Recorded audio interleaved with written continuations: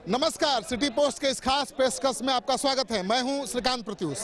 किस तरह से राजनीति बदल रही है, राजनीति करने का तरीका बदल रहा है, उसकी तस्वीर मैं दिखाऊंगा। और बात कर रहा हूं मैं गोपालगंज के जिला परिषद के अध्यक्ष मुकेश पांडे से। मुकेश जी, आपका परिवार इस जिले का ही नहीं, बिहार का, उत्तर प्रदेश का एक बहुत बड़ा परिवार है और एक जमाने में दबंगई के लिए भी बहुत मशहूर रहा है। लेकिन आप लोग जनता की सेवा करते नजर आ रहे हैं। क्या इस जमाने के साथ कदम ताल है?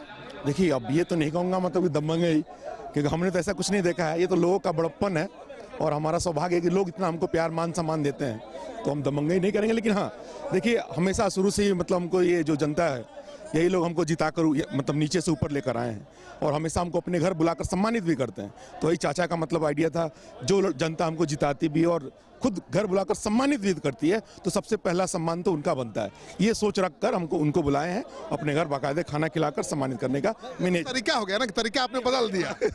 राजनीति का तरीका आपने बदल दिया, नया ट्रेंड शुरू कर दिया। देखिए, बिल्कुल महाराज, अब देखिए, जो हमारी इज्जत करेगा, ठीक है, हम उसकी इज्जत करेंगे। आज के समय में बैग, रोटी, बैग और क्या कहते हैं आपका जो वाटर बोतल और कंबल के लिए कोई आज किसी के पास कमी नहीं है। सबके पास इन सब चीज़ों की मतलब जरूर है। लेकिन आज के समय में सब कोई मान सम्मान का भूखा है। तो आपने उसको उसी दुखती रग को पकड़ा है जनता के और उनको मान सम्मान देकर अपनी ताकत बना लिया। अब देखिए, अब ये तो हम नहीं कहेंगे, लेकिन मानना पड़ेगा।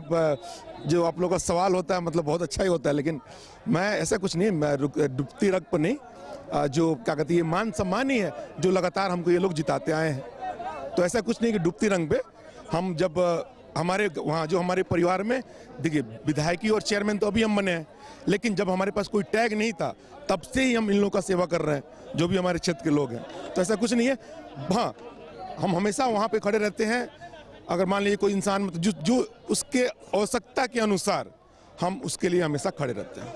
नहीं, आपके पिता तो बहुत जाने माने नामी रहे हैं और अब कहा जा रहा है कि वाल्मीकि बन गए हैं बिहार के।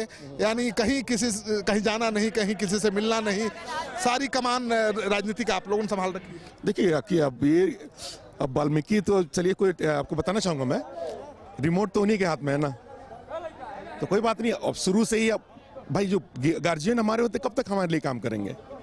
अब हमारा समय है, अब उस क्या कहते हैं, उनको मत नहीं करते हैं, पेबैक करने की बारी हमारी है।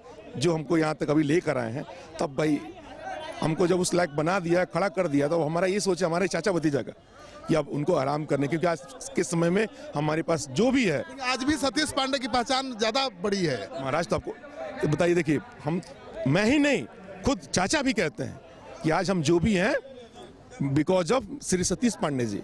तो बिल्कुल, मैं चेयरमैन हूँ। खुद राजनीति में क्यों नहीं आते हैं? वो अपने बेटा को राजनीति में ला दिए, भाई को ला दिए, क्यों राजनीति में? पूछा नहीं कभी पापा से? नहीं, देखिए, बात तो मतलब भैया 92-93 में एक दो बार लड़े भी थे दरौली विधानसभा घर से, लेकिन किस्मत साथ नहीं दिया, तो 2 बार ऑलरेडी वो लड़ चुके हैं। लेकिन ऐसा थोड़ी है कि अगर मान लीजिए तो बिना विधायक के, बिना सांसद के उससे ज़्यादा पावर रखते हैं, तो इसमें जरूरी थोड़ी है कि आप जब कहते हैं जब टैग रहेगा तभी आपका होगा। तो सारा रणनीति वही बनाते हैं आप लोग?